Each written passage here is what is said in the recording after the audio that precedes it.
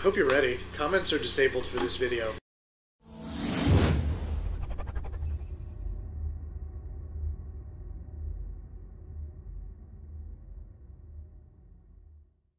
Hey everybody, Dan from the podcast here. Just going to preface this episode. Unfortunately, we seem to have been hit by a plague of gremlins the past couple of weeks. So again, the audio for this episode is not quite where I would like it to be, and it requires some heavy editing to get it as good as it is. Hope you'll bear with us. We're both really new to the whole podcasting thing, so we're running into these little issues from time to time. I think it's more important to give you the best of what we can than to give you nothing at all, because I know how it is when I'm looking forward to a show every week, and that show just isn't there.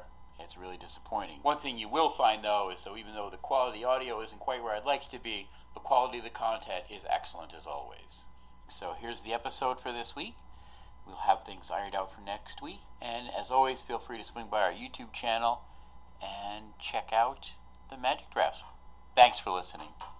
You all are the best and the brightest. Just for the listeners at home, if you're wondering why I sound a little off, one, I am talking into a crappy microphone, and two, been slightly under the weather the past couple of days, so I apologize. He apologizes. I'm sorry. We're sorry. Sorry. BP Oil is sorry. Sorry. It's so good. You can use it anywhere, anytime. Alright, kicking it old school. Let's start a new one. Are you ready?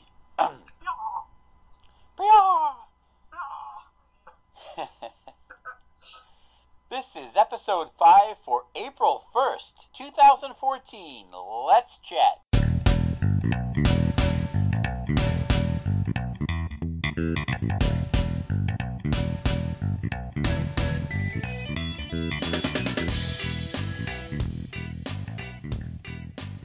Welcome to our April Fool's episode of Magic Chat with Dan and Mike. I'm your host, Dan Levant, and with me, as always, is the lovely and talented Michael McKenna. Mike, who's our sponsor this week? Well, aside from these delicious chicken strips I have, it's the Rowdy Rough Boys. The Rowdy Rough Boys? The Rowdy Rough Boys. Should I explain who the Rowdy Rough Boys are for those at home? Well, they were a very masculine supergroup on the hit television show The Powerpuff Girls, and they were fantastic. Powerpuff Girls. The Rowdy Rough Boys from the Powerpuff Girls. I'm a little disturbed you would know a Powerpuff Girls reference. I'm a little disturbed you didn't know it. Well then, the Rowdy Rough Boys. And what service or product are they providing for our listeners? Just them being themselves. Them being themselves. Yeah, awesome. Rowdy Rough Boys, number one. The Rowdy Rough Boys. All right. Pack one, pick one time. You ready? You're sitting... Oh, did you get the card in the pack I left at the door? I did. That is our swamp that needs to be signed because we actually got the tweet. Oh, wow! A listener who didn't clearly identify himself. His Twitter name was Double Luke. I think I know who that is. Pack one, pick one. You ready? Off the bottom. Oh, I'm ready. An advertising card and bam! Island. Best card in the pack. We're doing it. We're doing it again. Twitter listeners, I tweet at MagicChatDan. Send me a tweet with the hashtag landgrab, and Mike and I will sign that card up for you. Yeah. First card, Charging Badger. Bruh! He's the creature, 1 green for a creature type Badger, a 1/1 with trample. Still love that card. Worse than these chicken strips. Card number 2, the Floodtide Serpent. 4 and a blue for a 4/4, and it can't attack unless you return an enchantment you control to its owner's hand. Worse than these chicken strips. Yeah. Next card, Fellhide Brawler. 1 and a black for a 2/2, can't block unless you control another Minotaur. It's an exciting pack so far. Way worse than these chicken strips. Thera's Radiance. 1 white for an enchantment. Enchanted creature has white and 1 and a tap, and you gain 3 life. So that's the card that says for 1 white, target creature. Yep. And still terrible. Still terrible. First good card, Bolt of Karanos.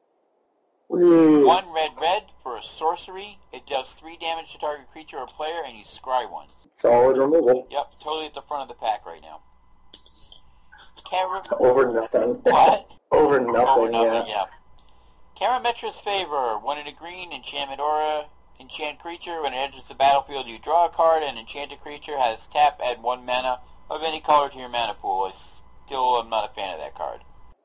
No, it's okay. Cantrips are always fine, but it doesn't do enough.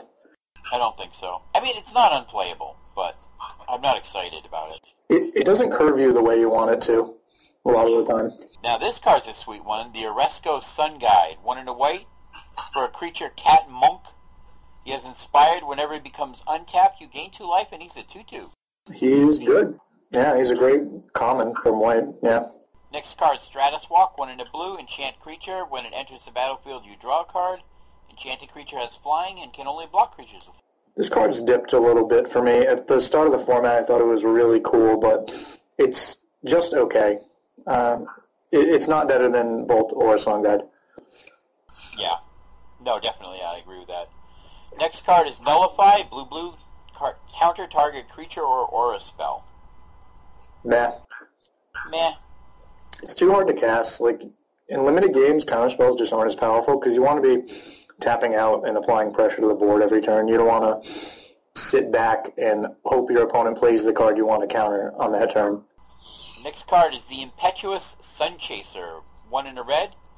For a creature human soldier with flying and haste, it's a 1/1 and it attacks each turn if able. Also very meh. Ooh, worse than Chicken Strips. Worse than Chicken Strips. Way worse. Next one, Forlorn Sudama. 3 in a black, creature zombie with Intimidate, and it has Inspired. Whenever it becomes untapped, you may pay 2 in a black. If you do, put a 2/2 black zombie enchantment creature token onto the battlefield, and it's a 2/1. I really dislike this card. I completely agree. It looks insane, like just the way it would work out. It's like, ooh, it's a creature that has evasion, creates more bodies every turn, but in this format, casting a 4-mana 2/1 on turn 4 is pretty bad. Yeah, I completely agree. It just doesn't have enough power to be meaningful. Yeah, just you don't have enough time for it to be insane. Yeah. Yeah, I think most of the Inspired guys, the ones that come down at 2 or 3 mana, have some real value to them. But getting up much higher than that, although the, what's the one that makes the birds? That one's not too bad. Yeah, the blue one is good, and I like the red one. Yeah, the red one's pretty amazing, but he drops for like 3, right? Yeah, 3 mana, but he has haste himself, so... Yeah, so he's much, much better. Yeah. Next card is the Ghostblade Eidolon, 2 in a white. Bestows for 5 in a white. It has double strike. An enchanted creature gains +1/+1 and has double strike. Still overrated and still worse than Sun Guide most of the time. Now we're getting saucy. You ready for this? Uh-oh. Raised by Wolves. 3 green. Enchant creature. When Raised by Wolves enters the battlefield, put 2/2 green wolf creature tokens onto the battlefield, and the enchanted creature gets +1/+1 for each wolf that you control. Still good, but it's dipped a little bit in my pack evaluation, especially for pick ones. I still think it's good, but green is by far the deepest color for like 4 to 6 drops, and I don't know. A lot of the times I think I'd rather just have a Bolt or a Sun Guide, but I'm not positive. I think right now you could make an argument for any of these cards being an okay first pick. It's very funny. I don't think my evaluation of most cards in this format is correct, and they keep changing over time, which is really weird. But, yeah, Raised by Wolves, solid card. I don't think could ever fault someone for taking it out of this pack, though. And let's see, you ready for the rare? Garbage? Heroes Romo Podium. Kratos. Oh, we have to take that. Blue, legendary. I didn't know he was legendary. Legendary creature, Kraken. He has hexproof unless it's attacking or blocking. It can't be blocked unless all creatures defending player control block it, and it's an 8/8. Yeah, this card is basically unplayable in this format. Yay! But you have to play it, because it's so sweet. That stupid art. He does. He's got like a clown face or something. It looks so bad. Smiley face. Why are they anthropomorphizing, like, everything in their art right now? I have no idea, but I'm not a fan. His effect is insanely powered. He's essentially unblockable. Yeah. So an 8/8 unblockable for 6 is not bad, but... Oh no, it's a powerful card, but it's just casting cost. Yeah. 7 mana is a lot. It is a lot in limited, especially, and it's double blue. I don't know, blue's good. So what's your pick here? Bolt or Sun Guide? Or Wolves? I'd actually think I'd take the Sun Guide. Yeah, I really like the Sun Guide. It's the least color committal. If you end up with a light white deck or a heavy white deck, it's still fine because it's early drop, it's a body. And Bolt, like say you're just like light red, then you're just playing a double red removal spell. But I think they're basically the same for first pick here, but I'd veer towards white, so I'd probably take the Sun Guide. Yeah, I think I'd take the Sun Guide too for similar reasons, kind of where I'd like to be. I think it's in the most powerful deck. The only issue with the most powerful deck is that everybody kind of knows now that red-white is the most powerful deck. So you could be, you take either the Bolt or the Sun Guide, you could be scrapping for playables at some point. Yeah. The Raised by Wolves, I think you've got a better chance at getting a good supporting cast to go with it, because for some reason green is just not as heavily drafted, and I think it should be. Yeah, it is. A lot of the cards are very good. It has a decent curve, but yeah, the thing is, like, as your 5-drop, would you rather be playing Raised by Wolves or Nessian Asp? Like, Raised by Wolves is fine in the scenario when you don't have Asp, but there's just a glut of good, expensive green cards, and usually bestowing isn't as good in green, and, like, enchanting stuff. Like, I still have not been impressed by the Oathsworn, Citizen Oathsworn, I want to say its name is. The 1/1 for 3 mana? Yeah, that has double token, the counters, yeah. I don't know, it's just not what I want to be doing. A lot of the green creatures are just good creatures, like creatures that you don't have to work for, and that's why I like a lot of the green creatures Very in this low what format. Marshall Sutcliffe has been calling a setup cost. They ask a very little exactly. out of you, and they're just solid. Which I think is an argument you can make for the Sun Guide, too. It's just a solid little card all on its own. You don't have to do anything else for it to be really good. Yeah, it's just efficient. And Bolt actually doesn't always kill everything you need to kill. I mean, it certainly can. It being a sorcery is a real drawback, but... Yeah, it's much worse than Lightning Strike and getting... You have 2 packs of Lightning Strikes in this format. I think I like the Sun Guide here, too.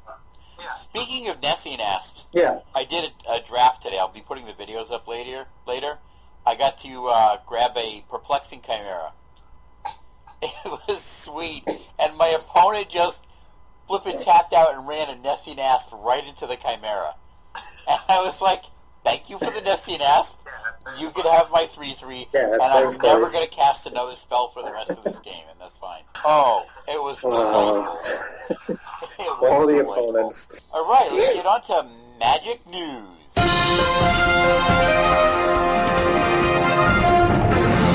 So, for Magic News, we're going to go over some tournament results. We're going to start with the GP Beijing, with a gentleman whose name I absolutely love, Yuya Watanabe, whose name I also know how to pronounce, who was playing Black Devotion. I thought it was Watanabe. Watanabe? What did I say? Watanabe? Yeah. Watanabe. Could be. I believe that's it. I could be wrong, but I believe that's it. So, Tabe decks, Black Devotion, Red, White, Burn, Red, White, Burn, Red, White, Burn, Black Devotion, Esper Dudes, and a Blue Devotion deck. The Esper deck was really interesting. It wasn't the standard Esper control list. Athara-based. The real news is that Yuya is winning tournaments again, which is kind of awesome because I love that guy. Okay, so here was the, it was the Athara deck. So it's Brimaz, Athara, Imposing Sovereign, Keening Apparition, Lay of Sky Knight, Obsidat, Packrat, Precinct Captain, and Soldier of the Pantheon. Someone finally did it. They played Keening Apparition main deck. I love it. Yeah, oh my god. Why would you play that card? I was wondering how long it was going to take for someone to play it. It's not bad right now. Oh, because it destroys an enchantment. Yeah, it kills, like, detention spheres and stuff. Oh, I forgot. I'm just looking, I'm like, this is a crappy draft card. Why are you playing this? Oh. It actually has use, yeah. Kills Underworld Connections. It's pretty relevant. There was a black-white aggro humans list that could actually, well, it's not a human, it's a spirit, but still. Yeah. And then it also had Detention Spheres, Far and Away, Spear, Ultimate Price, and Whip of Erebos. So, Yep. it wasn't the regular Esper Control list that you usually see. I just called it Esper Dudes. But it was kind of interesting to see it up there. That tends to do kind of well in, like, the Asian Grand Prix, if you've noticed. I've seen it, like, it won one, it top 8 in another, and it doesn't really show up stateside. It hasn't been very good. No, I haven't seen it stateside, like, at all. It's like the first time I've ever seen this list in any kind of real tournament. So then they also had the Mox Championships, and they didn't really post a deck list with this, but Lars Dam was the winner of this with a Black Devotion deck. He beat Blue Devotion pretty handily. I think that's a terrible matchup for Blue Devotion. It just feels so much worse than the Black deck. It's not great, yeah. Yeah, I know a lot of people are still playing the Blue Devotion. It just doesn't really feel like a top-tier deck to me right now. It just won something, didn't it? I could have sworn Mono Blue just won. Yeah, I think it took something last week, but... Yeah. I don't know. I don't know. Or maybe of the top-tier decks, I think it's one of the worst. It is incredibly powerful, incredibly linear, and if people forget about it, it's just going to win. That's the way it is. And it's beating up on a lot of these decks. And then the Mono Black deck, he just bashed in and had the blue guy up against the ropes the whole time, and then when the blue guy finally stabilized, he just resolved the gray merchant and won. Yeah. Oh, so I was watching a little bit of the video coverage this morning, because this coverage goes right up immediately, because they're just recording two guys sitting at a table playing at computers. Mm-hmm. And I have to say, watching people play Magic the Gathering online on camera is like watching bowling. It just seems it's terrible. It's so uninteresting. The worst, yeah. Yeah. I watched Reed Duke win the Mox, or whatever tournament it was he won. I believe it was the Mox, but I love watching Reed Duke play, and watching him play Jund in Modern with, like, the Punishing Fire engine before it got banned was the most boring thing I've ever seen in my life. They were both so emotionless and just didn't seem like they cared at all. It was horrible. And it's hard to, like, commentate on that, too. Like, how do you build hype and excitement for some guy tapping mana on Moto? It's just, it's terrible. Yeah, it just looked terrible to me. It's just a couple of guys sitting at their computers. It's like, wow, this is not exciting even remotely. Yeah, they're just, like, tabbing between their porn and, like, Internet Explorer and WordPad and then the Mox, yeah. That's terrible. Anyway, so the Star City Invitational, this was kind of interesting because they had double deck lists, because the Invitational was both Standard and Legacy. So they ran double lists. The winner was Derek Sheets, who was rocking a mighty beard. There are some mighty bearded men at the Star City events, which is good to see. Derek was running Esper Deathblade and Black Red Devotion. In second place was Rug Delver and Black White Humans, which was an interesting list. It's basically aggro humans. This is the one that plays the 4 copies of the Painseer. Kind of a fun deck. Third place was Red White Burn and Metal Worker, which was fun to see. Fourth place was Black White Midrange and Storm. Fifth place was Blue White Red Miracles and Red White Burn. Sixth place was Infect and Red Green Aggro. Tom Ross, yeah. Seventh place was Black White Midrange and Painted Stone. And eighth place was Rug Monsters and Standard and Loam Pox. Did they post that list yet? The Loam Pox? I saw that and it, like, blew my mind. I have to see this list. Yeah, absolutely, it's posted. Here, let me pull it up real quick. I'm gonna check it really quick. Yep. You want me to throw you a link? Nope, I'm looking at it right now. Loam Pox. Loam Pox. Let's see. Bloodghast, Tombstalker, Liliana, of course. Mox Diamond, Abrupt Decay, Dark Blast, Hymn to Terra, Life from the Loam, Maelstrom Pulse, Smallpox, Thoughts. My question is, did he actually win games with this deck, or was he just, like, carried by his standard deck? Because we built this deck for, like, Jim, like, thinking it was, like, this insane meta call for Star City, and it was just, like, the worst thing we had ever built. It was so bad. How does it just win on Tombstalker and Bloodghast? Apparently, it has, like, Mishra's Factories, too. And Liliana? Please Cabal Pit. I like him. This is a sweet deck now. Cabal Pit is such a sick card. But, yeah, I don't know how this deck is good. It goes infinite with Life from the Loam and Mishra's Factories. That's kind of cool. But I don't see how this deck beats, like, Rest in Peace or something. has abrupt decays, but God, this seems sketchy. We'll go with sketchy. It runs chains in the sideboard, chains of Mephistopheles. That's awesome. I guess it does have all the tools to beat stuff like Sneak and Show. I mean, it has lilies, it has smallpox. Yeah. I don't know, it might have game. It just looks weird. It is weird. It's fun, though. We've had some really kind of weird lists lately, and that's... I don't know, I'm enjoying that, seeing decks like that in Legacy right now. I am too, yeah. Rogue Delver's dominance is kind of faded. Sneak and Show's dominance is faded. Now we're seeing a bunch of abrupt decay decks, but there's so many different shells that it's still kind of cool. Yeah. All right, they also had lists of decks that were 7-1 or better. In Standard, it was Mono Blue Devotion, Black White Humans, Red Aggro, Black White Midrange, Red Aggro, Red White Burn, Red Aggro, and Esper Control. Lots of Red Aggro in there. There wasn't the other one, too, that like the Red White Burn decks are kind of aggro decks. Yeah, look at these deck lists. That's why Esper Control is doing so bad. Like, everyone just decided they're going to beat Esper Control. Yeah, which the Red White Burns definitely do. The Legacy 7-1 or better was Esper Deathblade, Infect, Blue White Red Miracles, Bug Walkers. Yes, Bug Walkers. Stone, Metalworker, Bug Delver, Elves, Deathblade, and Turbo Depths. Turbo Depths is sweet. And then 3 more Bug Delver lists.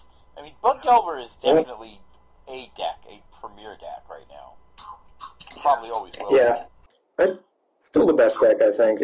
It's not by much. It's pretty close on Legacy. Everything feels so, I guess, even on power level at the moment. Like, even the broken decks aren't that much different than the fair decks. Like, the fair decks can still do ridiculously broken things right now. So, I like Legacy as a whole right now. It's pretty good. I think it's a great format. Very healthy right now, in my opinion. I don't know, I've heard some people say that if there are too many decks in the format, it's unhealthy. I think just the opposite. Yeah. I think the more decks you have, the harder it is to metagame, the better the form. So, Star City Standard, the winner was Travis Harrison with Blue White Devotion. Top 8 decks were obviously Blue White Devotion, Black White Midrange, Red Aggro, Jund Monsters, Black Devotion, Esper Control, another Black Devotion, and Bant Control. Well, Bant Control did something. That's a plus. Kiora, I hope. Oh, almost certainly. I don't see how you could build a deck without Kiora. Star City Games' Legacy winner was Michael Majors with Blue White Red Delver. Top 8 decks were Blue White Red Delver, Bug Delver, Sneak and Show, Blue White Red Miracles, Bug Delver again, Blue White Red Miracles again, and Esper Deathblade. That is diverse in that, and no big surprises. Miracles is a good deck. Yeah, I actually didn't think Blue White Red Delver would keep performing so well, but I know Michael Majors won, or at least top 4 at another Legacy event with it, so probably a very capable pilot. But it's kind of on the decline, but still probably a good choice. Would you lean towards the Blue White Red Miracles, or just the White Red Miracles, if you were going to build something like that? You mean the one without red? You mean blue? Yeah. Without red, yeah. No, I think Pyroblast gives the deck too much game post-board, and you really don't give up much for playing like the 1 or 2 sources of red mana. Yeah. One other notable deck I saw for Star City, which didn't really top anything, but I thought it was fun to see it, was Mud. That's the deck with energy field and stuff, right? Oh, no, I'm sorry.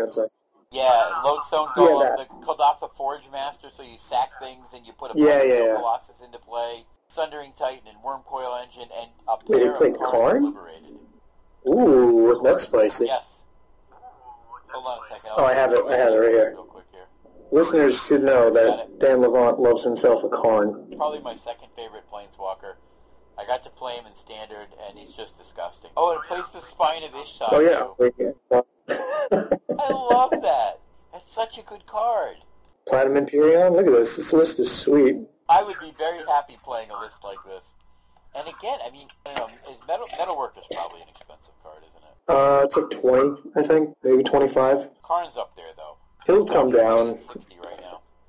It's on Star City, so real life, he's probably like 45, 50. But again, a deck that's not insanely expensive to build. I mean, it's going to be up there, but... Even Grimar lists are cheaper now. This doesn't look that expensive. Like, Wormcoils have gone up a little bit. Ancient Tombs hit 30, which is kind of dumb. City of Traders are like 60 to 70. Wastelands, you have 4 Wastelands for... Sorry, those used to be relatively inexpensive. Holy crap. I'm sorry, I just clicked over to them.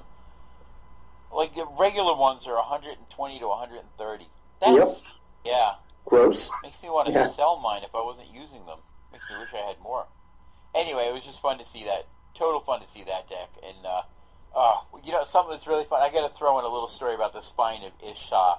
Because my girlfriend's kids wanted to be playing some Magic. So we built some, just, you know, mostly nerfy EDH decks so we could all play, like, big multiplayer games. Except I threw together, like, an Esper Artifacts one. And I did not put in the really ridiculous stuff. But I had a Spine of Isha in there, and I ended up getting my Master Transmuter online and a trading post. So I could sack the Spine to draw a card and then transmute it right into play off a Welding Jar, which has 0 mana cost, and it was bad. I did bad things with it. But then her son played the shit out of everybody, so. Yeah.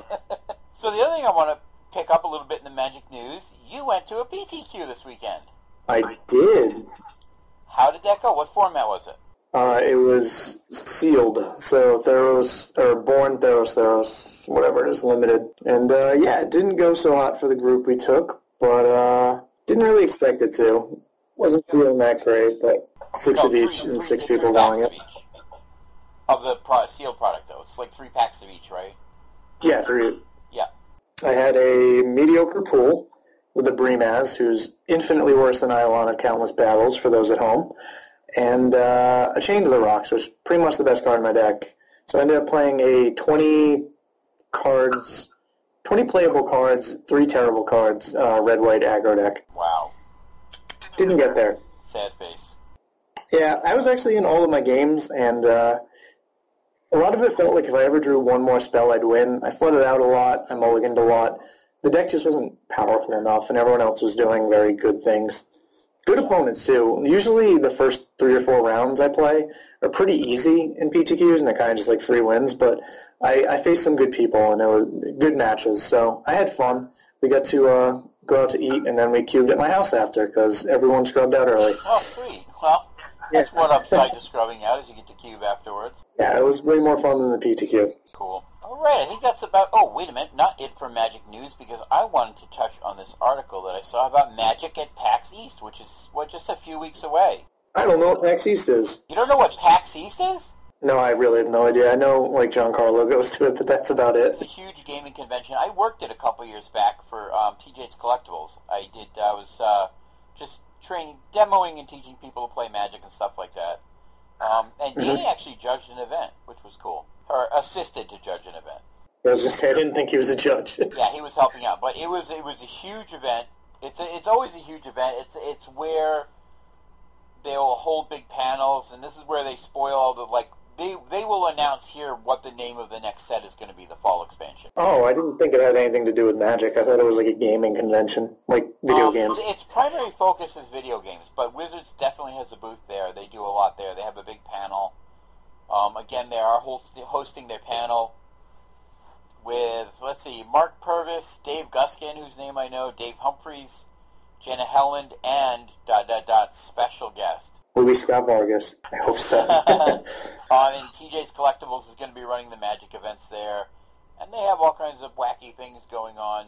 And a social media contest. And, of course, cosplaying. So there's that. I don't see anything super different that they're announcing here. But this is where the announcement for the fall set will come out. So that's just a couple of weeks away. But good luck finding tickets. I heard they're quite pricey at the moment. Yeah, like $400. They sold out literally within an hour of the event being opened. Sounds about right. Yeah, I know that I heard $300 was the going rate for tickets, which is still insane. I would never pay $300 to go to this event. I mean, I've been there working there, so I didn't have to pay to get in. And it was okay, but I would be hard-pressed to shell out even $100 for a weekend pass for this event. Yeah, well, a lot of people are hard-pressed to shell out $100 for a wasteland, but people will do it. People will spend money for what they love, so... Yeah, I just don't see it being that interesting of an event to make it worth that kind of money. Like, not to toot, but TempleCon is just so much more fun. There's just so many things going on. I mean, you don't have this gigantic hall with, Sony and all these new video games that are being announced. So maybe if you're a big video game player, it's much more interesting for you. Yeah, different crowds. Yeah, and the cosplay is fun there, but I don't know. For the kind of gaming I like, it's just not a big event. It's a big marketing thing more than anything. Anyway, so that's it for the Magic News. Now we're going to move on to our Deck of the Week. And this week, I thought we would do the Esper control decks that are in Standard right now. A deck I've played a lot of. You have. It's definitely a premier deck. Honestly, to me, I think it's probably the best deck in the format right now. The best deck that everyone's gunning for, yeah. Yeah, which I don't know what that'll do to it. But let's start out. What type of deck is Esper? In this case, it's probably a control deck. This one is an incredibly linear control deck with basically you're just trying to cast the best spell possible every turn of the game and eventually win the game with a Sphinx's Rev for like 4 or 5, which chains into more Sphinx's Revs, which chains into more Sphinx's Revs, and eventually you kill them with an Elspeth or an Aetherling. I know some of the decks don't actually even run Aetherling. Well, they should. The bold ones just run all Elspeths. No, I really like the 1 Aetherling, 3 Elspeth package. I think it's the best configuration, yeah. So, Aetherling, what a powerful card. Let's talk about this one. I have a huge hatred for this Magic card. Really? Yeah, I really dislike the design of Aetherling. So, Aetherling is 4 blue for a creature shapeshifter. It's a 4/5, and for 1 blue you can exile it and return it to the battlefield under its owner's control at the beginning of the next end step. For 1 blue, it can't be blocked. For 1 colorless, it gets +1, -1, and for 1 colorless, it gets -1, +1. So, obviously, the blink ability, the flicker ability, is a big part of what makes this card so powerful. That and its unblockability. It dodges removal in an insane way. And it requires a minimum of 2 cards generally to be able to kill it. You have to either have 2 kill spells and them not have the mana to bounce it, or you have to have a Pithing Needle so you can shut it down and then a kill spell. The problem with Aetherling is you never kill it. That's why I hate the card. Especially in control mirrors, games come down to countering Aetherling, and whoever can force an Aetherling through wins, and nothing else really matters, and it makes a really, terrible gameplay in my opinion. Once it's on the board, you can't do anything about it, and you can't race it, you can't deal with it, and you just kind of lose to it. That is tough. Yeah, it definitely is. I mean, it's certainly expensive, but these decks have so much control in them, they'll get to the late game. Yeah. Someone will be able to resolve it. The thing is, like, a lot of inexperienced control players will waste counterspells on things, just like Sphinx's Revelations for 3, like a Jace that won't matter, and the only thing you can really counterspell in the mirror is like an insane Sphinx's Revelation that will just like put you too far behind, like one to like 6 or 7, or an Aetherling. So the games end up being you staring at each other, hoping to hit land drops every turn, because you don't even play like Azorius Charms in the deck anymore, and you end up fighting over Thought Seizes to protect your Aetherling, or counter magic to fight their Aetherling. It's just it's really boring. Yeah. How many Thought Seizes would you generally run in a build like this? I saw that Paolo land 1 in his deck that he top 8'd with, but I generally like 2. I think 2 is a good number, with 2 on the board. It's just so important in the mirror, and if you expect there to be a lot of the mirror, you have to run it. Like, now that it looks like it's on the decline a little bit, I may go back to 1, but we have a lot of control where we live in, like, New England, so I still think 2 is right for around here. Another key card, well, we got the Planeswalkers, Elspeth and Jace. Elspeth is all about controlling the board, primarily. Just free dropping blockers into play to protect her, to protect your life total, blowing up a lot of big things that really matter and are hard to kill. Like Blood Baron is a big one, and a little to a lesser extent Desecration Demon, but Blood Baron is the big one because you're already kind of vulnerable to that card in Esper. And yeah, Desecration Demon used to be this like card that was completely irrelevant because it just got Azorius Charmed all day long. But now they don't really play Azorius Charm. I still play 2, but most of us play 0. And Elspeth is just incredible at fighting that card and basically everything. Because when you play Elspeth, if you +1, you invalidate basically everything that'll be able to kill her, and if something can kill her, you just minus and kill it anyway. So either way, she's going to protect herself and be insane. It's 6 mana, which is a lot. Like, it's a ton for constructed format, but its effect is insane. Like, it's so powerful, and then it wins the game. Which is why I think a lot of people were kind of down on Elspeth when she was first foiled, partly because of her casting cost seemed so high. But having a control shell to build her into like this just makes her really good. Basically does what Jace did in the old control decks. She protects you, and then she wins the game, basically. She's card advantage with millions of tokens. She kills stuff like his minus. And, well, she's not on the same power level as Jace, because her casting cost especially. She does everything that the control decks need her to do. And, of course, speaking of Jace, we got one of the baby Jaces in here, Architect of Thought, which, again, he's got that, like, mini factor fiction. A card I once told you to buy into before the rotation happened. You get like $30 once people realize, wait, this card's actually insane. Why weren't we playing with this before? Yeah, Jace Architect is the real deal. He's incredible. Card advantage, he's good against rush beatdown decks. Yep, and again, protects he himself, gives you time. gives you card advantage, and has he ever been ultimated? Oh, I ultimate him all the time. Do you really? Yeah. Just go break cards out of your opponent's deck. It's a good way to win a game, yeah. Yep. No, I'm going to take your stuff and play it against you. Yep. And, of course, the other spells in the deck are all the control elements. Dissolves and Detention Spheres and Last Breaths and Negates and Syncopates and Verdicts and Thoughtseize and then Sphinx's Revelation to get you to what you need.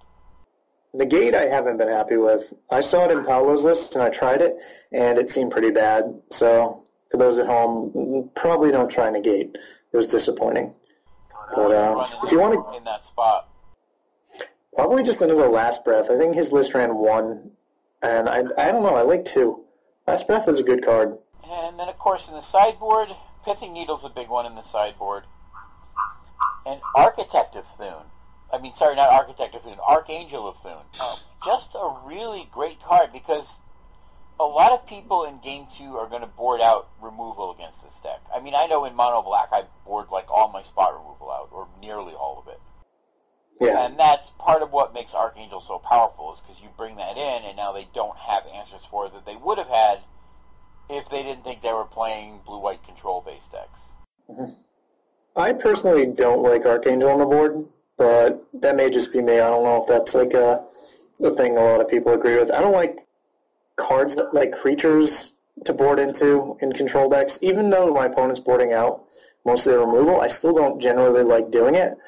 Like one example is Fiendslayer Paladin, which was a card people kept telling me to play, and I still believe is the worst card I've ever cast in a game of Magic. You're playing a card that completely goes against what your deck is trying to do. Like, it may slow your opponent down, maybe, but it just ends up getting verdicted. Like, your deck changes when you add those cards to it. Especially like Archangel of Thune, it adds to your curve, and that's a very real thing for control decks.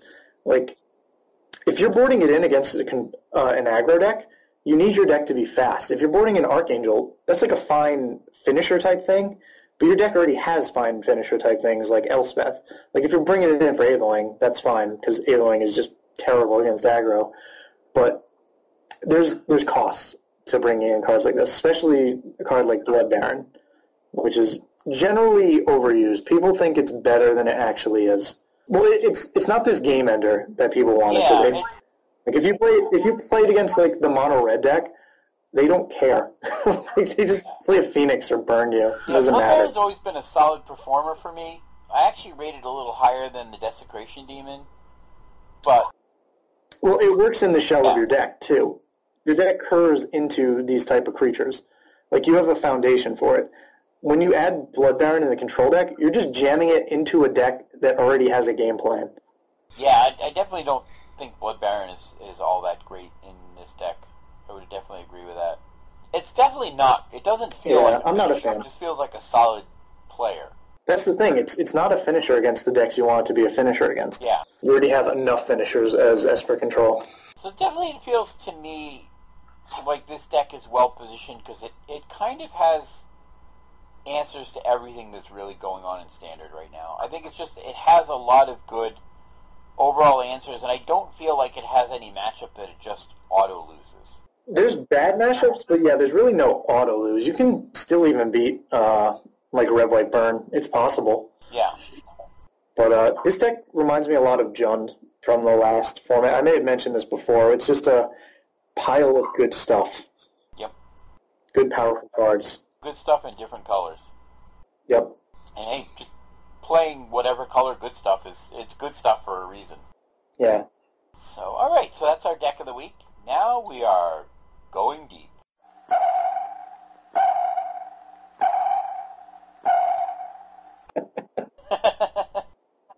I don't know why that gets me every time. That's a fun thing to say. So, for going deep this week, I thought we would tackle signals in draft. This is one that really piques my interest, too, because, first of all, what is a signal when you're drafting? What are we talking about when we're talking about signals when you're doing drafts? Would you like me to answer this one for the kids at home? Sure. If you see a 7th pick Elspeth, white might be open. That is the signal. So signals are looking at the cards that are coming around and trying to determine what people are playing by what you're seeing that's getting taken out of the packs as they're wheeling around. How early do you think you can actually start reading signals with any real reliability? Personally, for this format, I am terrible at reading signals, and it's one of the reasons I consider myself bad at it. What about, like in general, though? I mean... Oh, in general, not necessarily specifically for Theros Draft, but in general terms. one of my best formats ever, Gatecrash, it was usually around pick 5 or 6 that it'd be really obvious that something was open, like a Croconura 5th pick, something like that. It's just knowing how deep the colors are. Like in this format, if you see a Crow and Skyguard 4th pick, generally you're going to think white's open because there aren't many cards in the format that are white and are better than a Crow and Skyguard. So around 4th to 6th pick is generally when I start to get a feeling of what is definitely open. Sometimes 3rd pick you'll see like a Follow the Hammer, and that could be a signal, but sometimes your opponent overrated like in a Crow and Conscriptor 2nd pick and the first person took the Dragon. So it's possible red isn't open. But like beyond that, how many more good cards are in red that people would take before Follow the Hammer? So 4th to 6th pick is generally when I start to get a feel that something is open. And I think even at that point you've got to be careful about how much you're reading into it. Like the one big kind of story I remember about this is I was at a draft. We were at a draft at Temple. The store where we play in Pawtucket, Rhode Island. It's amazing. You need to go there. The Temple games. It is fantastic. And it was one of the Tuesday nights, and it was first pick. This was M14, I think. Yeah, I think it was M14. And there was me, and to my left there was our friend Scott, and to his left was my son Vinny.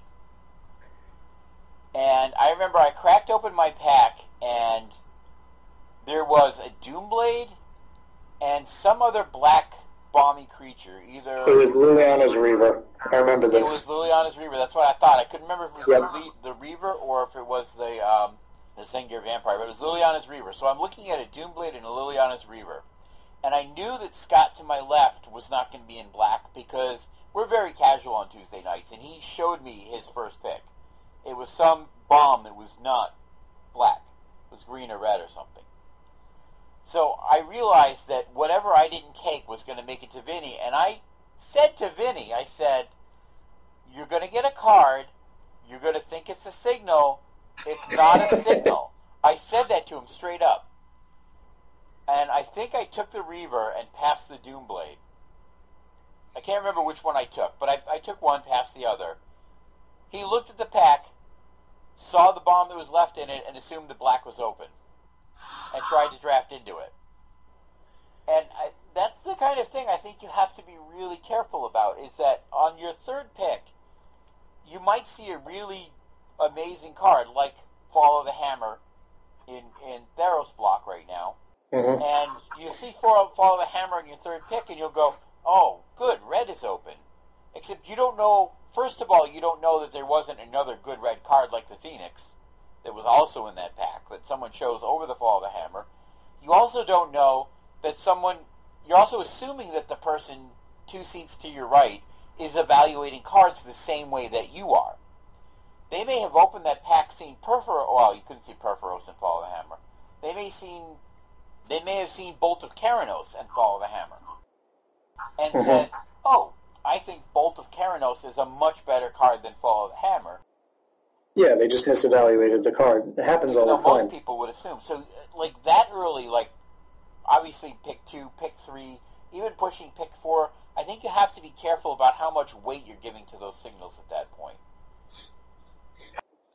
And that happens a lot, especially in casual drafts. Like, M14 was one of my better limited formats. I really understood what was going on, and sometimes you'd see, like, a 5th pick opportunity, because people just didn't get that it was insane in the format, and they'd be taking these like a messenger Drake or something over it, and you're just it affects you when the people around you aren't playing on the same level. Which, absolutely, if you're in like a day 2 of the GP, you could generally assume that the people at your table are going to be at least near your skill level in drafting and evaluating cards, and they're going to pick them around the same place you would put the cards. So if you saw like a rumbling Baloth 5th pick, you could assume that the people to your right aren't green. But everyone evaluates cards differently, and this is one of my problems with Theros. Not me have like a problem with the format, but me personally, is that I keep changing my opinions on cards, and it doesn't seem like anybody has like set guidelines for correct picks, which is something we haven't really seen in a while. A lot of people feel certain cards are very good. A lot of people think they're very bad. The pros are disagreeing. Like Phoenix. Some people think Phoenix is this unbeatable bomb. Some people think it's terrible. It's just this huge divide. Yeah, I agree. And definitely things are changing in weird ways. Like, I was listening to, I've actually heard several people mention this, but I was listening to the Limited Resources podcast, and one of the cards they mentioned was Aspect of Hydra. That a lot of people, like even they, in their initial set review, were like, nah, this card's really not that good. But Sutcliffe was saying this card has come way up for me if you're in that green deck. That's interesting, because I still don't think that card is good. I see Aspect of the Hydra as like a non-card in most packs. So I'll pass the Aspect of the Hydra. The person to the left of me think, oh, wow, I'm getting an Aspect of the Hydra 9th. He's obviously not green. And that's why signals are sometimes misleading. Yes. You have to be very careful about that. And I think that's why you have to judge how much weight you want to give the signals. Like, I would I wouldn't take it super highly in Aspect of the Hydra. But if I saw it come around, I personally would tend to not necessarily assume that the people aren't in green, because I know a lot of people don't give the card a whole lot of value. So even though I see it come around, it's kind of a guessing game of what other people are thinking, how they're valuing cards. How much do you worry about sending your opponent signals? I usually don't at all. Like, you're the one passing to them, and I generally don't like hate drafting. That's another thing I generally don't do. But I know that if I open a pack with Ornitharch and a Crow and Skyguard, I'm going to take the Ornitharch. I'm not going to not take one of those 2 powerful cards because I think the person on my left is just going to be white. Like, they're fine. They can be white all they want. I'm passing to them. I'm going to get the best white card out of every pack. And if they still somehow end up in white and aren't passing me white back, they'll be passing to me my other color. So it balances out. Yep. Plus, when we're talking about pack 1, sending them a signal that they want to be in the same color you're in doesn't hurt you that much, because like you said, you're nicking the good white cards as they're coming your way. Mm-hmm. And worst case situation, in pack 2 they're nicking the color from you, but then you go back to pack 3 and then you're in the driver's seat again, and you're cutting it from them. So it's only that second pack where they could do you any kind of problems with, like, being in the same colors that you're in. Yeah. Even then, you're still going to be getting, like, the second best white card in every pack. Yeah. Because you're still cutting off everyone else you're passing to. Like, as soon as you find the open color, finding the open color a lot of the times is better than just taking the most powerful cards. Getting fed the color that is open which in this format a lot of the times is black, which I'm not thrilled to be playing, but it's generally open because Pac-1 is so bad. And a lot of the times you can just get this like insane black deck because no one else wants to be black. Yep. All right, so I think that's a good kind of overview of signals in draft. Let's move on to wild speculation.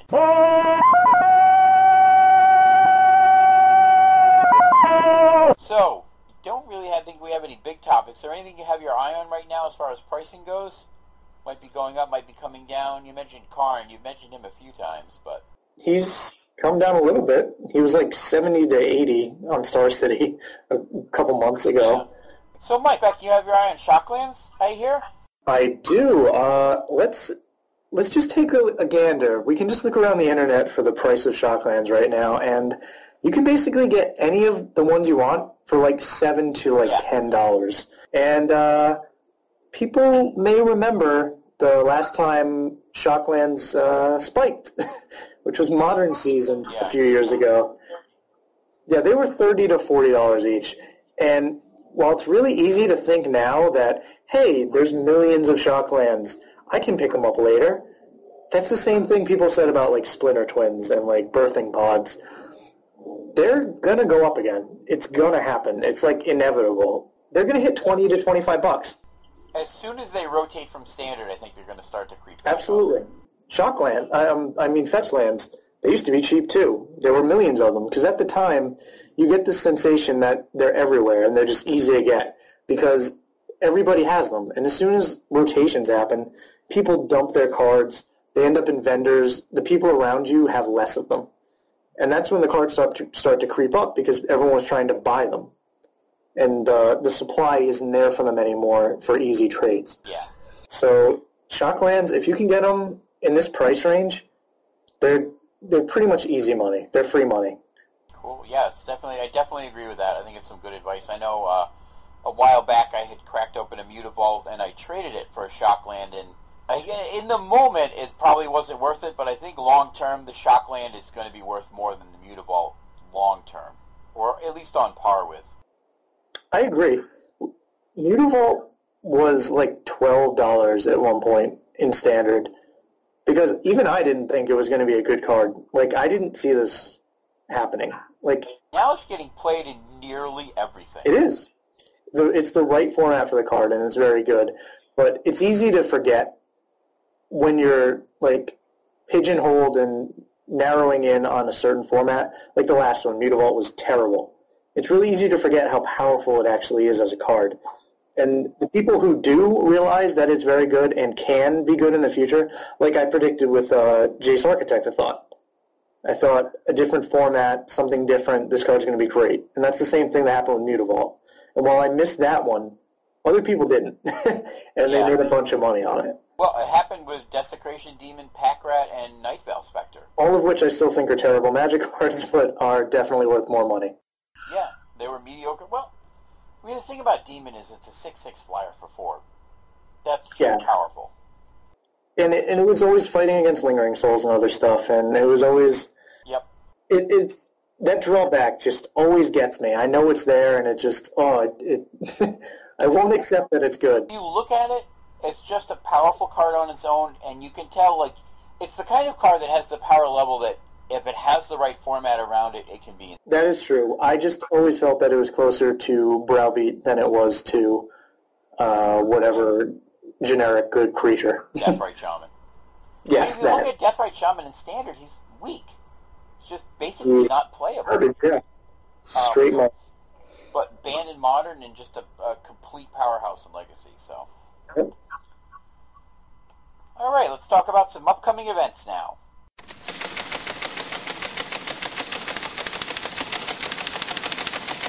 So next weekend, which is going to be the weekend of April 4th through 6th, the GP, the Wizards GP, is going to be in Phoenix. That's Standard.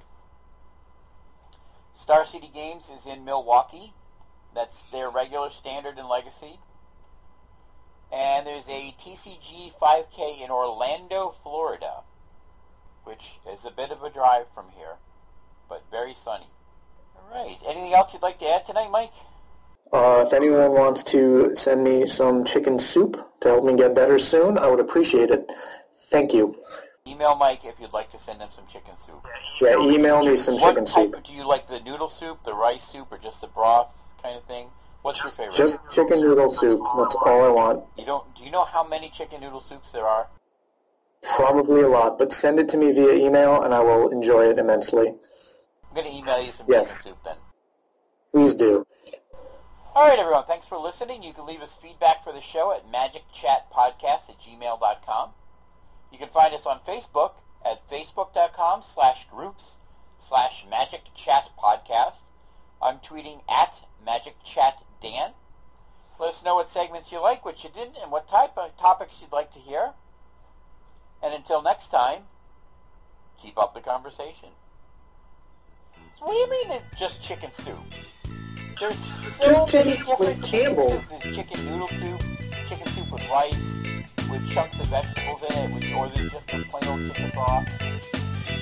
I like the crappy Campbell's chicken soup. And I like the Progresso one. That one has like vegetables and stuff in it. That one's good too. Thank you.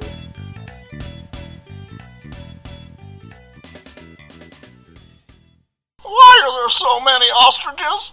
I was promised only a few ostriches. Well, we're recording now now. We're now live. we're recording, and we're recording right through this microphone here. Fantastic. We're here with Matthew Bergertron. Hi, this is You're Magic not Chat Matthew Estra. Bergertron. Where's Bergertron? Where is he? Say hi, Mr. Bergertron. How's it going? I have my shiny encroaching waist. It's very foil. Mike and I are doing a draft, so we thought we'd record some extra stuff for the podcast, and maybe I'll put it out We're over the between weekend. rounds, and We we are. have nothing to do. So what are your thoughts for what's coming up? What are we doing this weekend? The GP, the Invitational. What do you think? What are you talking about? It's the Star City Invitational. Oh, the Star City Invitational? Yeah. Play a deck that beats Esper, and then play a deck that's linear and powerful. in BBD Legacy. was running his sweet black-white mid-rangey kind of thing again. Yeah, that's a good deck. I'd pretend Goblin Guide has been reprinted and then Save play that that for and later. just beat all the Esper decks. Yeah. Doesn't even faze me. No, I Burst should. into the microphone. Yeah. I mean, you gotta have a good You saucy bitch! I am saucy, and that's why you love it. Our round hasn't started yet. No. That's why we're still talking. And you got like 4 minutes, and these guys are slow.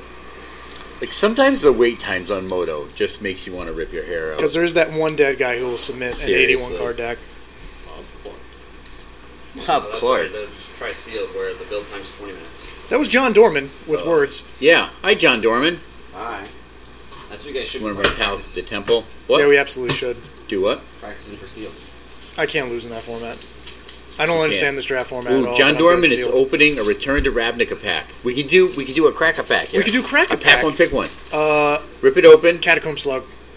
So wait, Island. Yes, best card in the pack. Don't know. You're starting at the wrong end. All right, Mizium Orders. Oh. Tablet of the Fun. All right, so he opened Mizium Orders, and we're This is a playing Return red. to Ravnica pack, by the way. It's a We got Rack City, bitch. Rack City, bitch. Selesnya, Nia Charm, Selesnya. Nelia. I think, yeah, Mizium Mortars, I guess, is the I pick. think it's Cobble Brute. It's pretty easily Mizium Mortars. Yeah, that was hard. Yeah, it was It was not. either Catacomb Slug or the inverse of it in Cobble Brute. But clearly, Mr. Dorman does not know how to do pack one, pick one properly, because you don't just rip the rare off the bottom. You got to go through one card at a time. If it were me, I'd just take the Azorius Guildgate, because there's no way I'm playing anything but blue white. And then I'd just go 1-2 and just kill myself.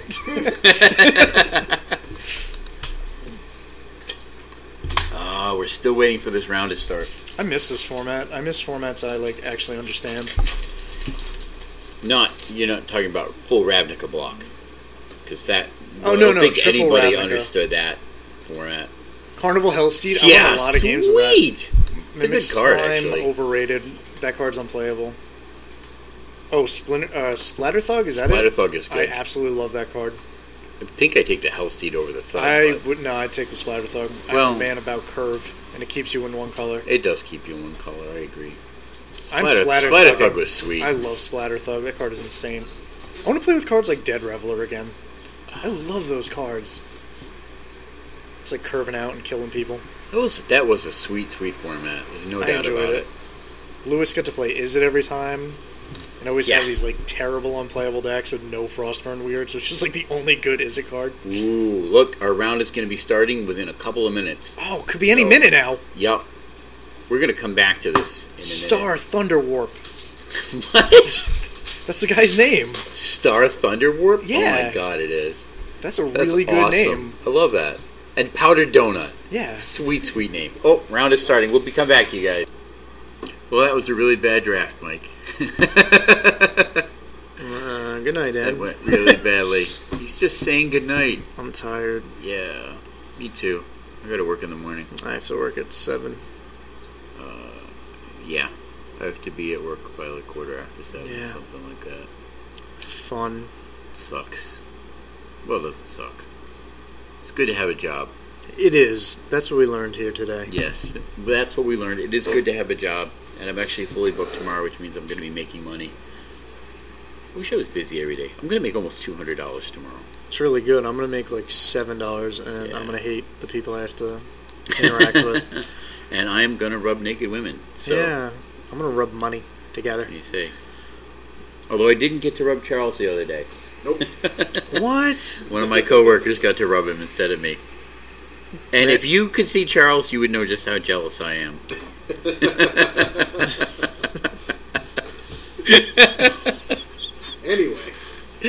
Anyway, good night, ladies and gentlemen. We'll see you on the podcast. Bye. This has been a Green Bullet audio production.